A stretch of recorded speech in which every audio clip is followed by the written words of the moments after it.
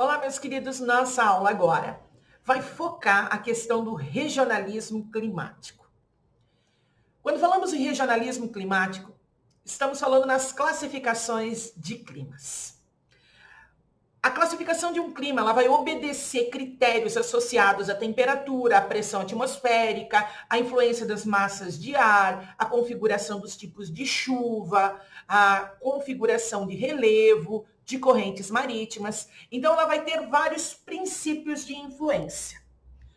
A nível de posição geográfica, a nível de latitude, nós vamos ter os climas classificados em climas quentes, entre a zona intertropical, os climas mesotérmicos, localizados nas zonas temperadas, apresentando amplitude térmica entre verão e inverno, e os climas polares, que vão estar associados às regiões mais frias, nos círculos polares, as áreas glaciais. Então, nós vamos ter regionalismos, dependendo da posição geográfica, eu tenho esse regionalismo determinado. Regiões polares sempre frias, com diferença entre verão e inverno, pela iluminação. Áreas mesotérmicas são as regiões temperadas, com verão quente e um inverno frio. E as áreas tropicais sempre quente, com diferença entre verão e inverno no índice de umidade. Então, essas são as três grandes áreas, as três grandes regiões geográficas climáticas. Em relação aos principais tipos de clima. O clima equatorial, ele é um clima quente e úmido o ano todo. Então, ele apresenta altos índices de chuva, chegando a áreas com mais de 2.000 milímetros ao ano e temperaturas muito elevadas, acima dos 25 graus o ano todo, né? Chegando lá a 30, 35 graus. Como é uma região muito úmida e quente, vai ser uma das áreas mais biodiversas do planeta. Nessa região aqui está associada às florestas equatoriais pluviais, com grande riqueza em biodiversidade. Vamos ter aqui uma boa distribuição de ventos úmidos, né? Os climas quentes, localizados entre os trópicos, entre os 23 graus norte e sul das zonas tropicais. Eles vão ser áreas com diferença entre verão e inverno no índice de chuvas. O verão é quente e úmido, muito chuvoso, e o inverno ele vai ser um pouco mais, uma diferença menor em temperatura, ele vai ser um pouco mais fresco, né? E seca a condição desse clima. Aqui é sempre quente. Quando coloca-se que o inverno é um pouco mais fresco, ele tem uma diminuição na condição do calor, mas não chega a ser frio nessa região. Na área litorânea, ele é bastante biodiversa, a formação da vegetação também. As zonas subtropicais são zonas abaixo do trópico, por isso fazem parte dos climas mesotérmicos. Nós vamos ter uma variedade aqui, uma área de transição entre o clima tropical quente e o clima temperado, que vai apresentar rigores maiores no inverno. Então, ele vai ser mais brando esse inverno, mas vai apresentar amplitude entre verão e inverno. Geralmente, a distribuição de umidade, ela ocorre em toda a região do clima subtropical. Não apresenta estação seca. Então, o clima subtropical é úmido o ano todo, sem estação seca, e apresenta um inverno e um verão mais bem marcado. O clima semiárido, ele vai apresentar as estiagens pronunciadas. Ele sempre está associado a regiões de baixo índice pluviométrico, vai chover no máximo 500 milímetros, né, nessa região.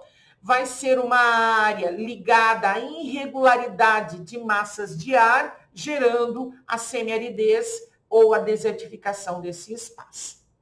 Os desertos, eles apresentam uma condição de índice pluviométrico que não passa de 250 milímetros anuais. Aqui eu tenho uma amplitude térmica bem acentuada. Durante o dia é quente e durante a noite é fria. A temperatura cai muito durante a noite nessas regiões. Muitos dos desertos a nível global são influenciados por massas de ar. O deserto do Atacama, que é esse que vocês veem nas fotos, ele é um deserto gerado por uma massa de ar, desculpem, uma massa fria oceânica, uma corrente marítima chamada corrente de Humboldt, ou a corrente do Peru, né, que impede a evaporação litorânea.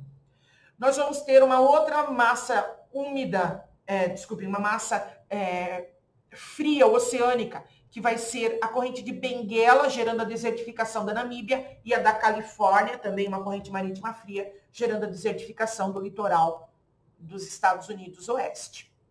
O clima temperado é um clima mesotérmico com grande variedade entre o verão e o inverno. Nós vamos ter as 4 estações muito bem marcadas aqui. A variedade de plantas já reduz em relação ao clima tropical. Nós vamos ter atuações de massas de ar, trazendo essa distribuição de umidade mais características, né, em relação a esse clima mesotérmico. O clima mediterrâneo, ele vai apresentar verões quentes e secos, diferente do clima tropical, que o verão é quente e úmido. E o inverno chuvoso. Onde nós vamos encontrar esse clima? Nas bordas do mar Mediterrâneo, na Califórnia, na Austrália e na África do Sul. Os climas microtérmicos polares, eles estão associados às regiões glaciais. Aqui eu tenho uma precipitação ínfima e uma condição de permanência do frio muito forte nas áreas polares, com diferença entre verão e inverno, e nas áreas subpolares, com uma amplitude maior e mais marcada. O verão, ele pode já chegar a temperaturas bem positivas. O polar, né, não passa de 10 graus no período do verão. O clima de montanha, ele vai ser influenciado pela altitude dessas cordilheiras. Quanto mais alto for a montanha, menor vai ser a variedade em relação a índices de calor e de umidade. E as vegetações vão refletir isso, né? Em relação ao Brasil, os climas do Brasil são influenciados por massas de ar quente e úmidas na maior parte do território. A configuração de relevo vai determinar também as estruturas de distribuição de chuvas e de temperatura.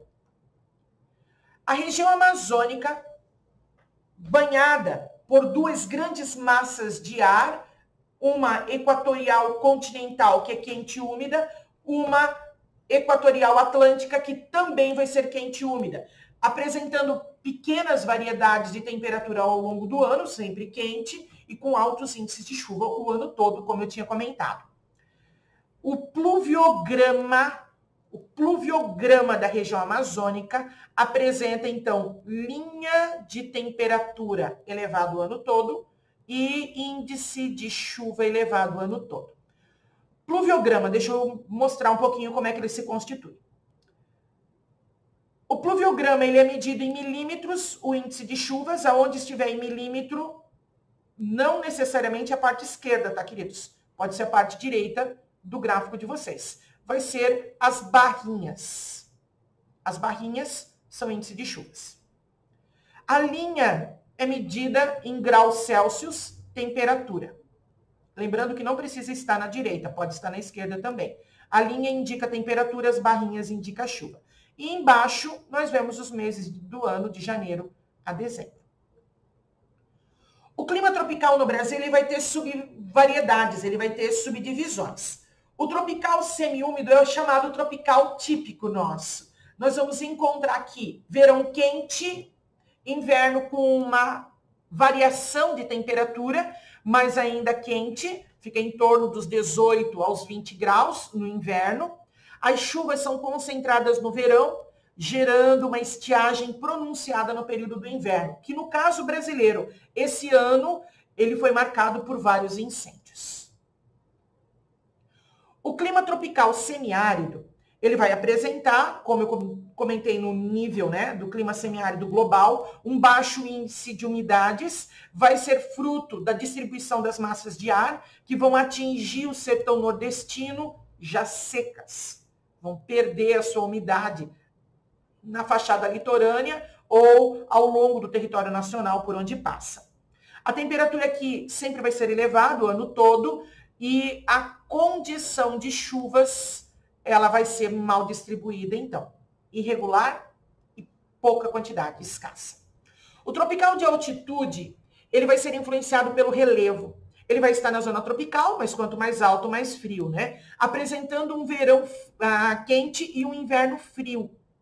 A maior influência aqui vai ser a condição da amplitude térmica. O índice de chuvas continua associado ao verão. Então, chove no verão e tem uma acentuada escassez de chuva no inverno. O clima subtropical, eu havia comentado com vocês, é um clima mesotérmico, uma variedade do clima temperado, apresenta chuvas bem distribuídas ao longo do ano todo. Ele vai ser um clima com amplitude térmica, um verão quente e um inverno frio muito bem marcados. Queridos, essa é a nossa aula de climas. Beijo no coração de todos.